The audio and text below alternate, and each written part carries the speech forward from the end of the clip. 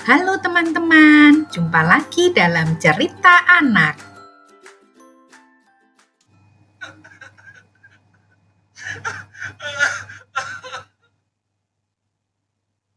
Hah? Ada suara apa itu? Ada nasi menangis. Teman-teman, siapa yang nasinya sering menangis karena tidak dihabiskan? Seperti yang dilakukan oleh Zazie, dia sering tidak menghabiskan makanannya meskipun sudah diingatkan berulang kali oleh ibunya. Hingga pada suatu hari, Zazie main ke rumah Ani.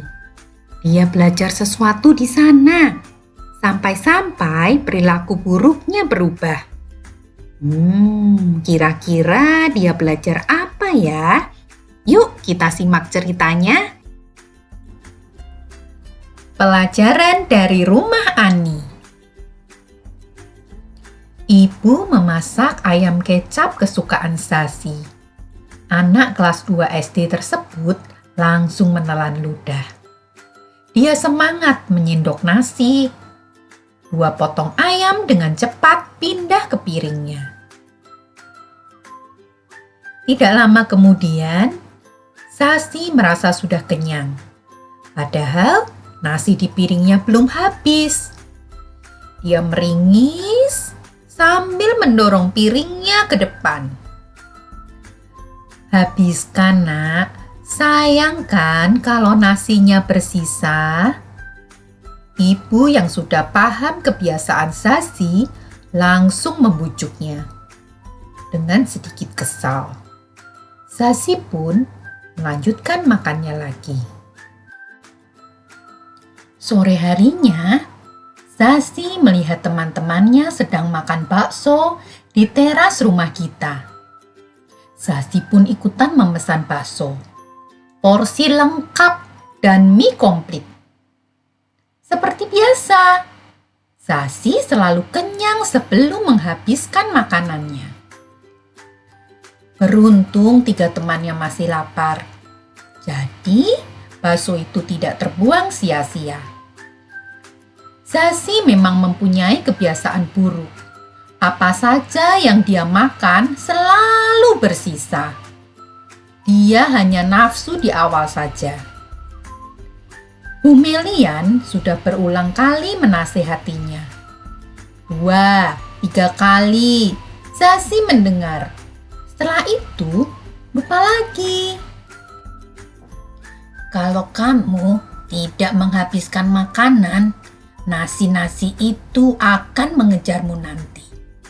Dia akan berubah menjadi monster-monster jahat, kata Kak Raffi menakut-nakuti Zazie yang sedang makan di sampingnya.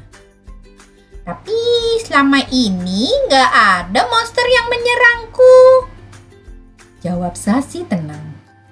Tunggu saja, mereka pasti datang menjemputmu untuk membawa ke negeri makanan sisa, jawab Raffi makin seram. Tapi Zazie tidak mempercayai omongan kakaknya. Pada suatu sore, Zazie pergi ke tempat Ani untuk membuat prakarya. Rumah Ani sangat sederhana dibandingkan rumah-rumah di sekitarnya. Namun begitu masuk, rumahnya terasa sejuk karena ada pohon jambu yang tumbuh rindang di samping rumah. Untuk menemani mereka membuat prakarya, Ani menghidangkan getuk, makanan tradisional dari singkong dan segelas air.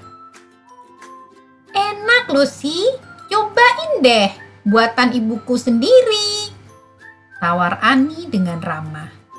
Melihat Ani sudah menghabiskan 2 potong getuk, akhirnya Zazie mengambil 2 potong juga.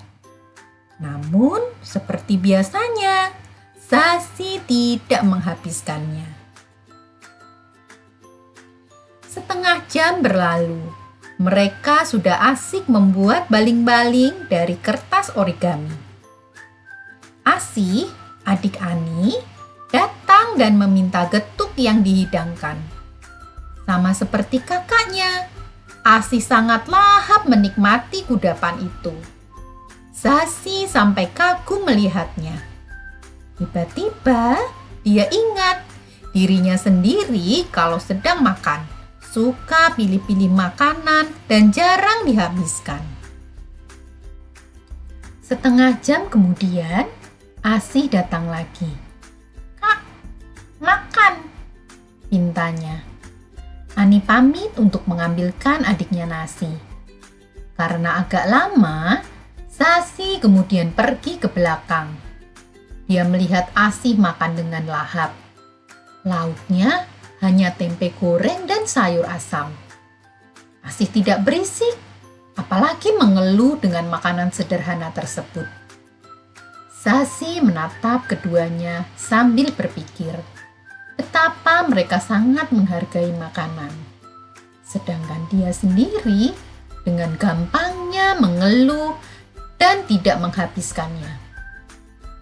Dia memang kurang bersyukur, padahal masih banyak teman-temannya yang makan dengan lauk dan sayur seadanya.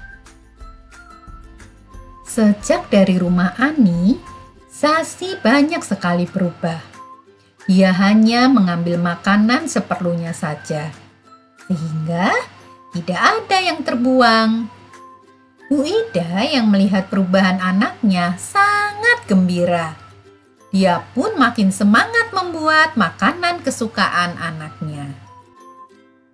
Pesan moral: pernahkah kalian tergiur melihat makanan dan mengambilnya dengan porsi banyak, lalu tidak menghabiskannya?